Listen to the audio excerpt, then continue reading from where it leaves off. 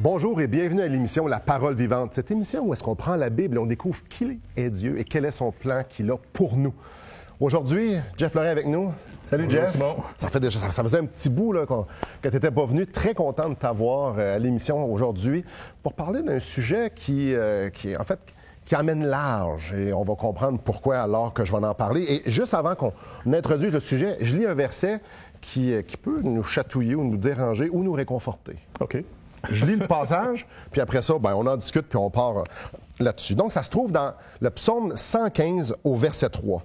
« Notre Dieu est au ciel, il fait tout ce qu'il veut. » Ça peut nous chatouiller parce que ça veut dire que Dieu est pleinement libre, puis ça peut nous réconforter parce que Dieu est au contrôle. Fait on est correct. Aujourd'hui, on va parler de la souveraineté de Dieu ou du contrôle absolu sur tout de Dieu.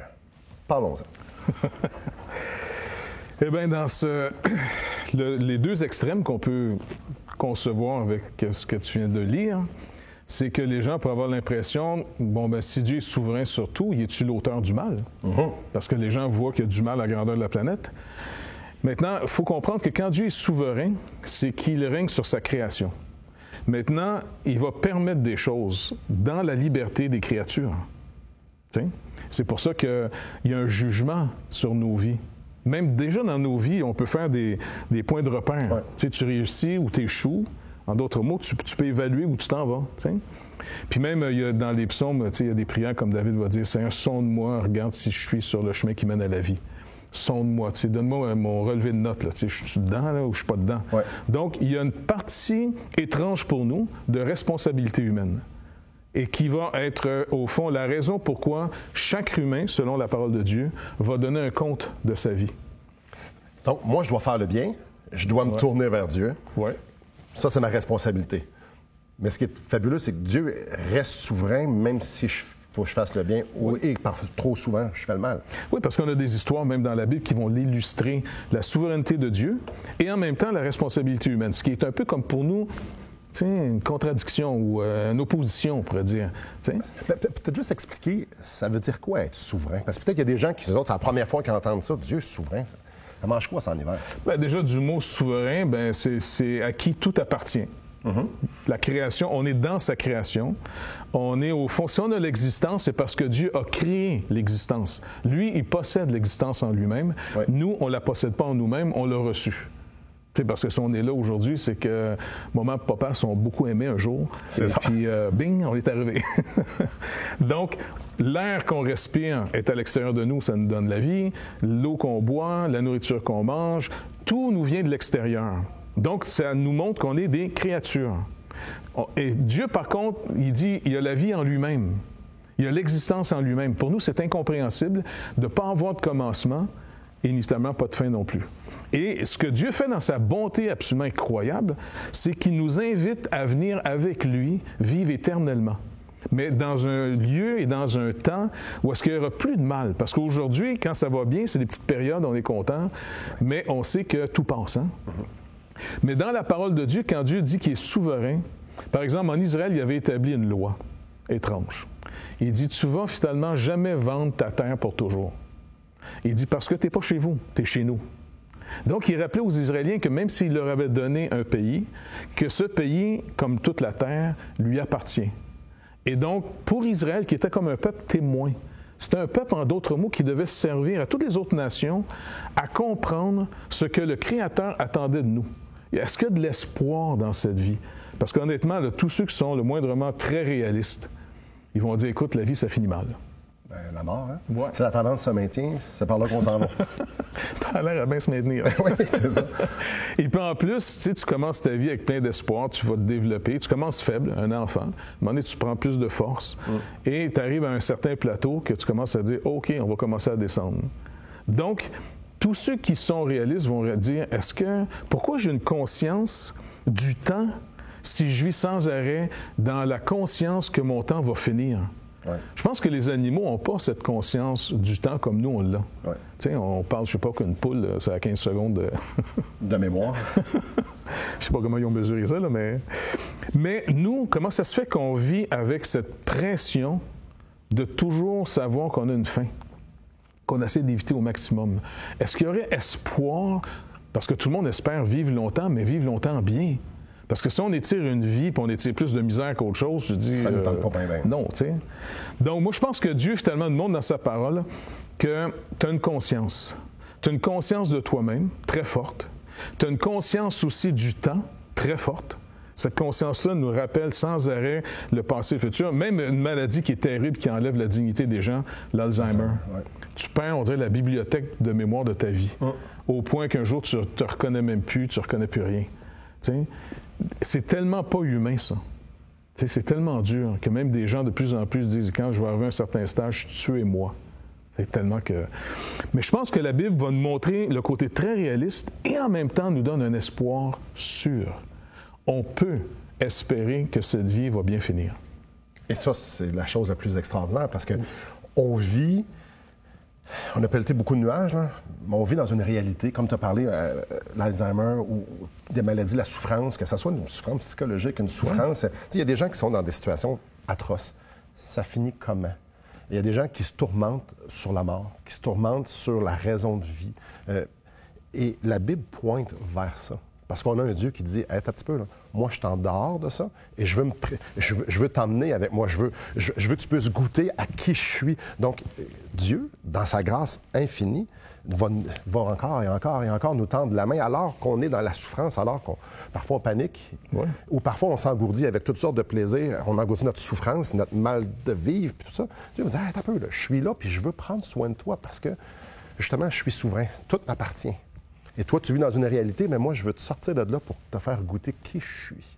Et après la pause, on va continuer à développer justement sur cette grâce incroyable que Dieu nous fait, de dire, hey, je suis là, je m'occupe de tout. Fais juste te tourner vers moi. Restez avec nous, on en discute après la pause.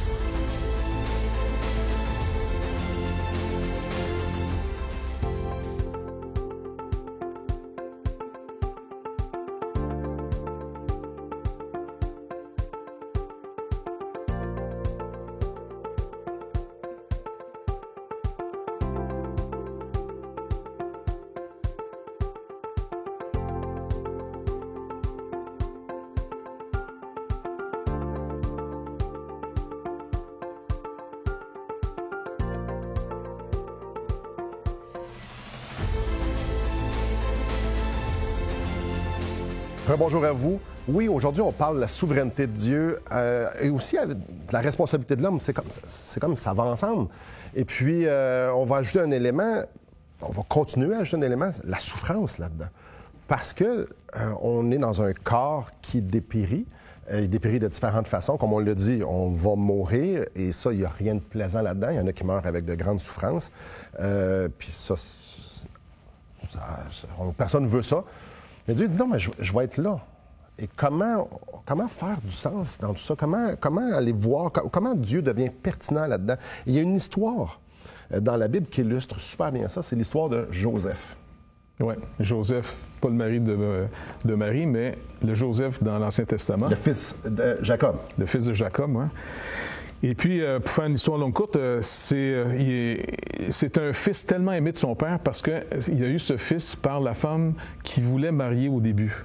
Donc, ceux qui connaissent un petit peu l'histoire de Jacob, il a dû fuir chez eux parce que finalement, il y avait une histoire d'héritage. Bref, ça fait une chicane de famille. Il est parti. C'est très réduit. C'est très réduit. Bref, quand il arrive dans une certaine région, il voit deux jeunes femmes et puis il va les protéger, entre autres, puis il va les aider à nourrir leur troupeau, entre autres à la source. Là, bref, tout ça, il veut marier une des filles. C'est la plus jeune. La plus jeune, la plus belle. Et puis, finalement, son père, M. Laban, le père des deux jeunes femmes, c'est un monsieur tricky un petit peu. Et puis, lui, s'est arrangé, finalement, pour changer un peu la donne. Fait qu'il a fait marier la plus vieille sans que l'autre s'en rende compte. Après, il va travailler un autre 7 ans pour celle-là, Bref, mais celle qu'il aimait était stérile. Il n'arrivait pas à avoir d'enfant avec elle. Et puis, ça a fait de la chicane de famille. Ceux qui espèrent avoir 2-3 femmes, là, lisez ça, cette histoire-là. Ça l'enlève le goût, absolument. Et puis, tout ça pour dire qu'un jour, il y a un enfant par elle, Joseph. Mais c'est une famille pas tellement fonctionnelle. On peut dire que c'est une famille dysfonctionnelle, même si c'est une famille qui marche avec Dieu. Ça ne voulait pas dire qu'il était parfait, loin de là. Bref, il y a du favoritisme dans cette famille. Il est tellement aimé, ce petit gars-là, que son père, il fait faire des habits fluo. Il y a 11 frères, lui, là. Entre autres, oui. Et puis, je pense à l'époque, il en avait 10. Lui, il était le 11e, puis le Benjamin est arrivé après. Bref, tout ça pour dire qu'il y a de la jalousie dans la maison. Puis en plus, le Seigneur donne une promesse à ce petit Joseph, qu'un jour, il va devenir quelqu'un d'extrêmement important au point que ses frères vont se mettre à genoux devant lui. Lui, il raconte ça à ses frères qui capotent bien raide, tu comprends? Nous, on va ton serviteur. Tes serviteurs, nous, on va se prosterner. Puis c'est lui le chouchou de la famille. Ouais. Les autres s'en vont travailler dans un champ en plein soleil. Lui, il reste à la maison. Tu sais, tout pour pas que ça marche. Et puis, comme de fait, à un moment donné, ça tourne tellement mal que les frères sont tellement exaspérés de lui. Donc, il n'a pas dû aider non plus Joseph là-dedans. Là. Bref, ils vont vouloir le tuer. Tu sais, dans les chaînes de famille, ça peut aller loin des fois. Mais lui, sa vision, là, qu'il avait eu, son songe, Dieu dit, m'a faire de toi quelqu'un d'important au point que tes frères vont vraiment être reconnaissants à ton égard. Et là, surtout, ses frères veulent le tuer. Ça va arriver comment, ça?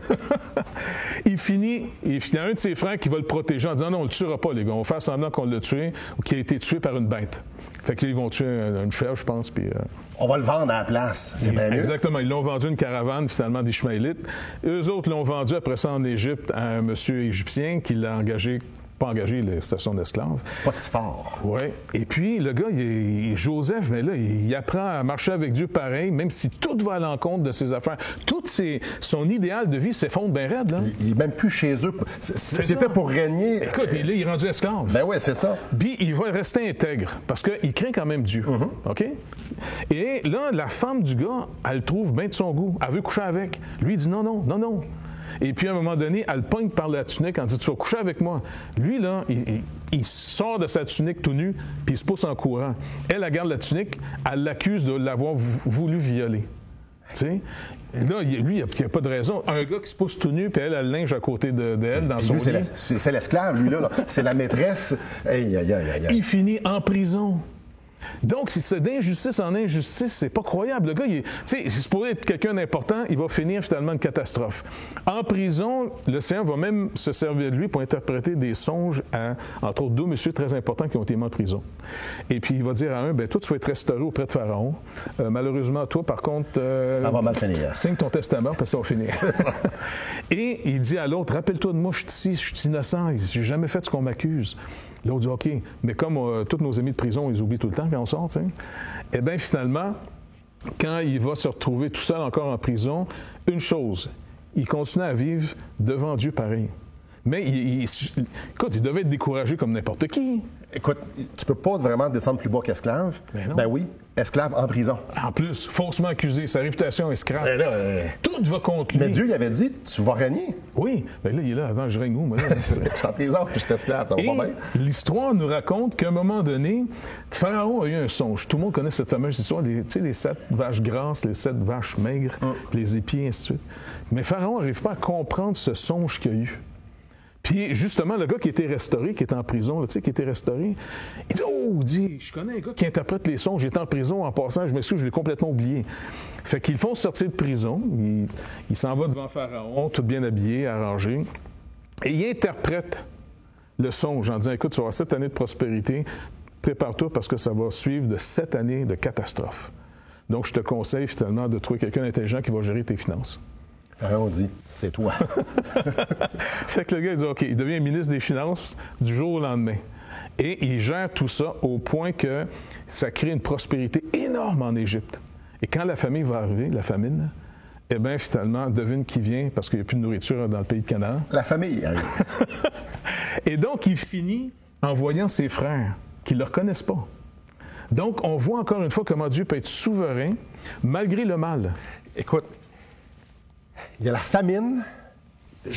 Joseph vit les pires atrocités et beaucoup de gens dans cette histoire-là ont manifesté leur volonté humaine. Et Dieu, au-dessus de tout ça, il arrive exactement ce qui devait arriver. Joseph sauve le peuple d'Israël. Et je vais lire ici un verset qui illustre super bien ça, dans Genèse, chapitre 50, au verset 20. C'est Joseph qui parle à ses frères. Vous aviez médité de me faire du mal. Ils voulaient vraiment le faire, puis ils se sont vraiment forcés pour le faire. Dieu l'a changé en bien pour accomplir ce qui arrive aujourd'hui, pour sauver la vie à un peuple nombreux. N'est-ce pas fascinant?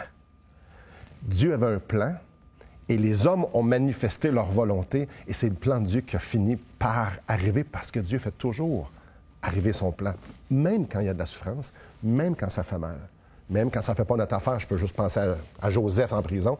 Ça ne devait pas faire son affaire. Mais ce qui est arrivé, ce qui devait arriver, est arrivé parce que Dieu est souverain. Après la pause, on va continuer à déballer ça. C'est un sujet tellement grand qu'on va continuer, on peut en parler pendant des années et des années. C'est tellement beau et grand.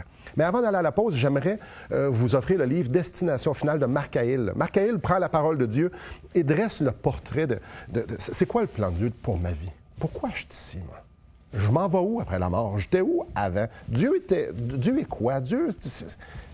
Marc Haïl prend la Bible et répond à ces questions-là. Et j'aimerais vous l'offrir tout à fait gratuitement. Tout ce que vous avez à faire, c'est de communiquer avec nous par téléphone ou par Internet.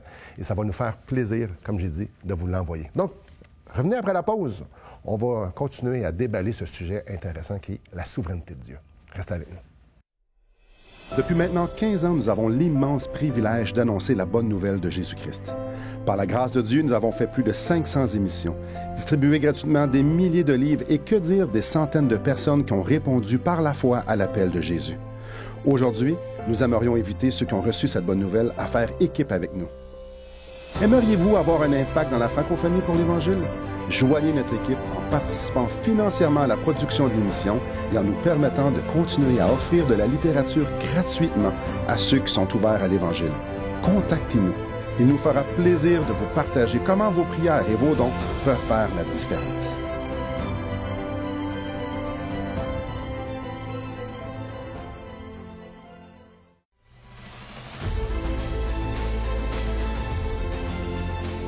Bonjour à vous tous. Jeff, on vient de voir Joseph. Et comment Dieu a pris soin de lui, comment Dieu a utilisé ce que ses frères ont voulu faire, puis ce que la femme de Potiphar a fait. Puis, il y a beaucoup de chenoutes qui se sont passées autour de sa vie, puis quand même, c'est le plan de Dieu qui s'est accompli. Mais ça l'illustre une autre histoire, en fait, une autre personne, Jésus-Christ. Oui, parce que toutes les histoires de la Bible vont toujours pointer vers celui qui doit venir. Et tu sais, le danger qu'on a, là, c'est qu'on a déjà des concepts. Hein? On a déjà comme une interprétation de ce qui devrait être une bonne vie. Tiens. Et puis, souvent, on essaie de faire rentrer, même des fois dans nos relations humaines, les gens dans nos concepts plutôt que d'explorer pour mieux comprendre. Et puis, quand le Seigneur Jésus est venu, il a voulu briser les faux concepts que les gens avaient. Du Messie, par exemple, ou de la bonté de Dieu. Il est vraiment l'image de Dieu. C'est comme si Dieu vient en personne. Ouais. Tu sais, si quelqu'un dirait ça, j'aimerais ça pour voir Dieu en personne, en être humain. Bien, il est venu. Ouais. Il s'est incarné, il s'est fait un être humain qui avait promis depuis le début. Et puis, quand il est venu, d'abord, il a vécu dans un village de pauvres, Nazareth, parce que même quand on a annoncé à Nathanaël, je pense qu'on dit, ouais, on a trouvé le Messie. Ah ouais, il est de où? Bon, c'est ça. Il est de Nazareth. Nazareth! Il s'est mis à rire. Lui, il était du village d'à côté, Cana. Il n'y a rien qui vienne bon de Nazareth, c'est impossible. Et puis, le Seigneur il s'est mis dans une famille ordinaire. Son père était charpentier, Joseph, là, l'autre Joseph. Là. Et tout ça pour montrer finalement qu'il a vu l'injustice. Il a vécu au milieu du monde déchu, du monde brisé. Son monde est brisé. Mais il est venu pour vraiment nous dire, je vous invite à mes frais, moi le réparer. Maintenant, faites-moi confiance, même si en apparence tout va mal. Mais le mal, on va s'en servir même pour le bien. En d'autres mots, le mal qu'on va vous faire va vous forcer peut-être à me chercher qui est moi le bien sûr. Parce que quand on cherche notre bien ailleurs, c'est un bien pas sûr. Non.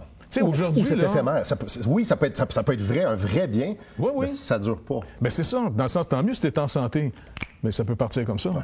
Tu peux avoir une fortune, elle peut partir comme ça aussi. Jésus ne part jamais comme ça. Non, lui, il dit, gars, je vais être avec vous tout le temps. Beau temps, mauvais temps. Il n'est pas juste là quand ça va bien, puis quand ça va mal, il n'est plus là. Donc, il a manifesté une vie nous montrant que Dieu ne nous a pas trompés. Ses promesses sont certaines, malgré les apparences, parce que Dieu ne rentre pas dans le cadre qu'on s'est fait de lui. S'il est tout-puissant, pourquoi il permet le mal? Pourquoi il permet ci? Pourquoi il permet ça? Et tu dis ça, Jésus est venu, Dieu incarné, le Créateur, celui qui a dit que la lumière soit et que la lumière fut. Ouais. Wow! Lui, il s'incarne dans un corps comme le nôtre. Et on pourrait penser que les gens feraient comme « Wow, c'est extraordinaire! » Non, pas pantoute. les gens ont dit, on veut pas de toi parce que tu nous dis des affaires, tu nous dis des balivernes.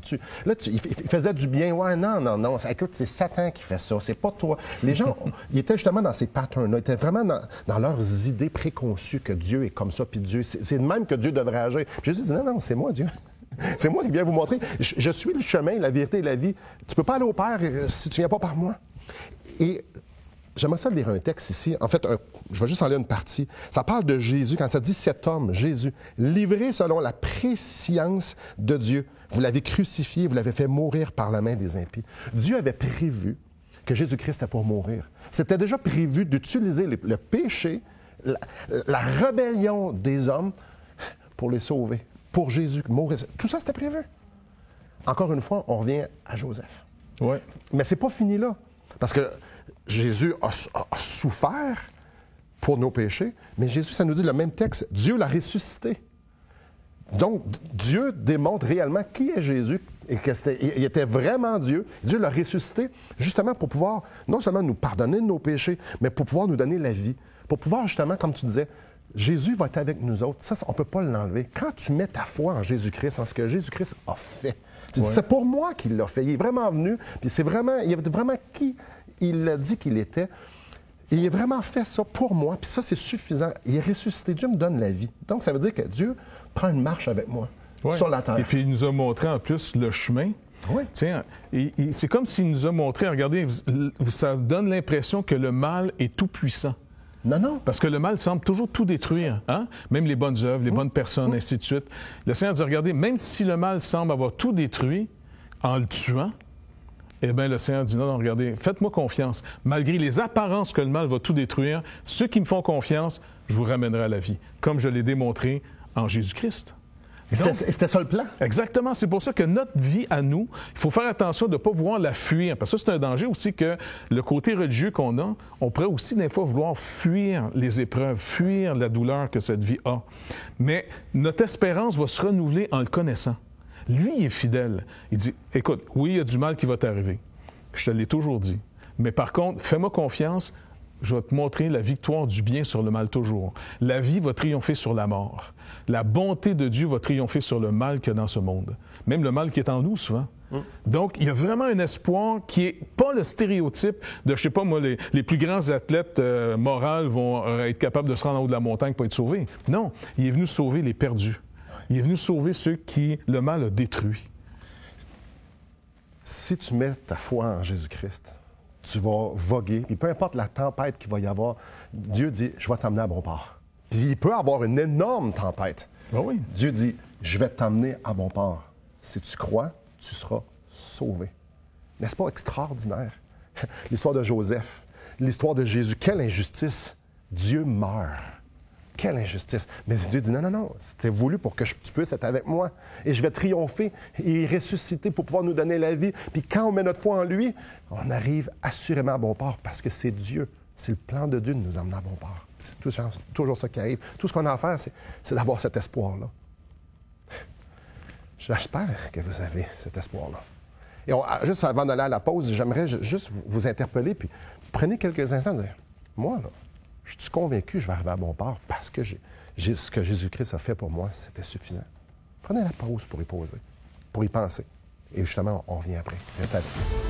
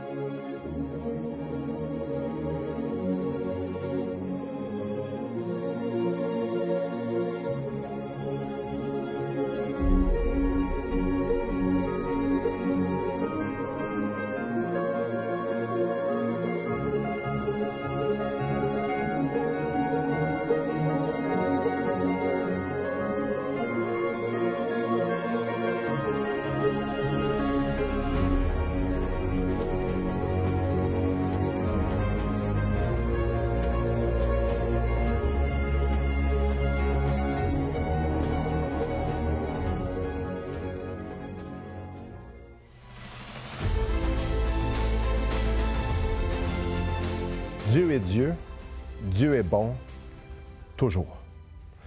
Jeff, quand on garde nos yeux fixés sur qui est Dieu, puis sur ce que Jésus-Christ a fait pour nous et qui nous sommes en Jésus-Christ, notre cœur est rempli d'espoir et de paix.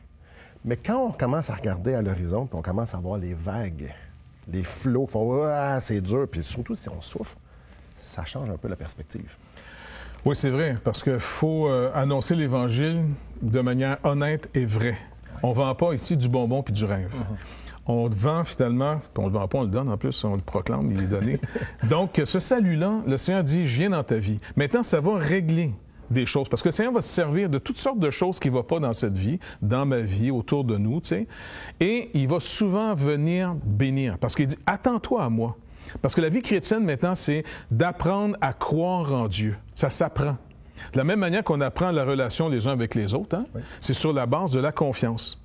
Maintenant, plus tu découvres que la personne en qui tu fais confiance est digne de ta confiance, plus grand espoir que la personne produit dans ta vie, juste humainement parlant, à plus forte raison avec Dieu. Et quand l'espoir dans nos vies, malgré les circonstances, se restaure, est à l'origine, finalement, d'un renouvellement continuel. Parce que là, maintenant, j'espère plus que de cette vie seule, tout va se régler.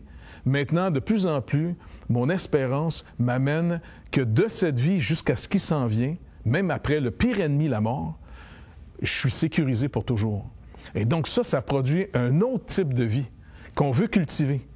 Donc, c'est pour ça que ceux qui y font confiance vont le découvrir, le Seigneur, vont découvrir sa fidélité, malgré la méchanceté du monde, malgré nos propres faiblesses aussi à nous-mêmes. Absolument. Il est tellement fidèle, il est bon. Et puis, on peut en parler, on l'a expérimenté. Ça n'a pas réglé tous nos problèmes, mais ça leur produit, par exemple, une espérance qui ne trompe pas. Une espérance qui ne trompe pas, parce qu'on sait qui nous a fait la promesse. Celui qui est souverain, celui qui est bon. Dieu. Dieu nous dit, je t'aime, je vais prendre soin de toi. Oui, ça va être difficile, mais je vais être là avec toi jusqu'à la fin, jusqu'à temps que tes yeux vont se fermer. Je vais être avec toi. Et quand ils vont réouvrir pour la vie éternelle, je vais être là, c'est moi qui vais t'accueillir. Et ça, comme Jeff le dit, ça change pas, ça règle pas tous les problèmes. Oh, mais combien ça donne de l'assurance quand la tempête fait rage. Et peut-être, je ne veux pas être insensible, on ne veut pas être insensible. Peut-être qu'il y a du monde qui nous regarde aujourd'hui, peut-être vous dites « Ah, c'est vraiment difficile. » Ah, mes chers amis, ça commence à une place. Regardez Jésus-Christ, l'amour de Dieu manifesté en Jésus-Christ. C'est ses grands bras ouverts qui disent « Je suis venu payer pour tes péchés. » Et le tombeau vide, c'est de dire « Viens à moi, je vais te donner la vie, on va être ensemble pour l'éternité. » Mettez votre confiance en Jésus-Christ, il va prendre soin de vous. Merci, Jeff. Merci à vous et que le Seigneur vous bénisse.